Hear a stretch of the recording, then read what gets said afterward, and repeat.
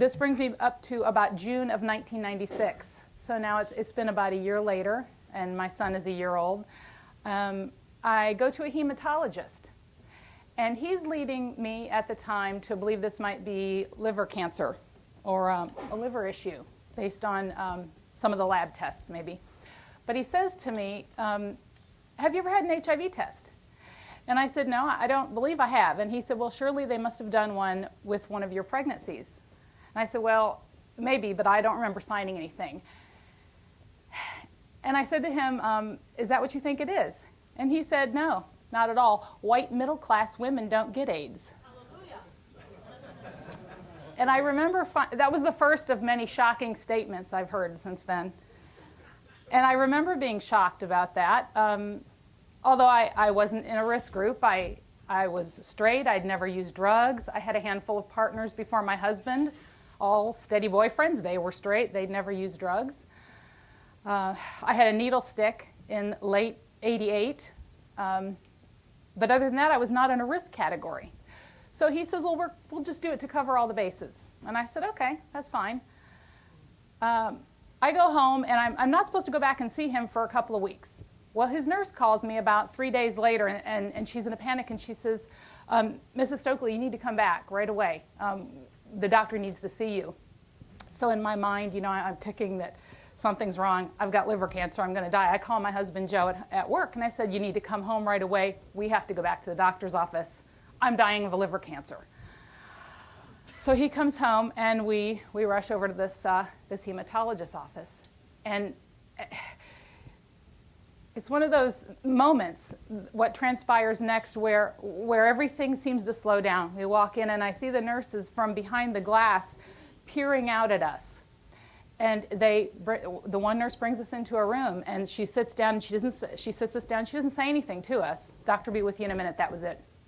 And we wait. A few minutes later, this young doctor comes walking in, and he's shaking his head, and he's kind of looking down.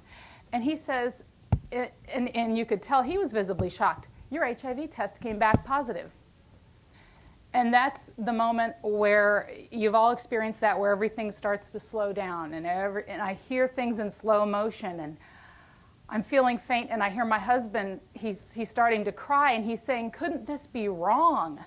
Are you sure? Should we get another test? And everything is very muffled and very surreal.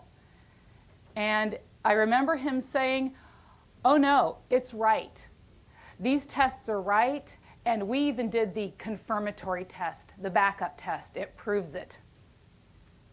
So I don't even know what to think. I'm devastated. And he says, you need to go. And they literally usher us out of the office. And he said, you need to go find an infectious diseases doctor. So fast forward, a week later, I do. I have an appointment with an infectious diseases doctor. They draw the T cell count and the viral load. I'm 29 years old at the time.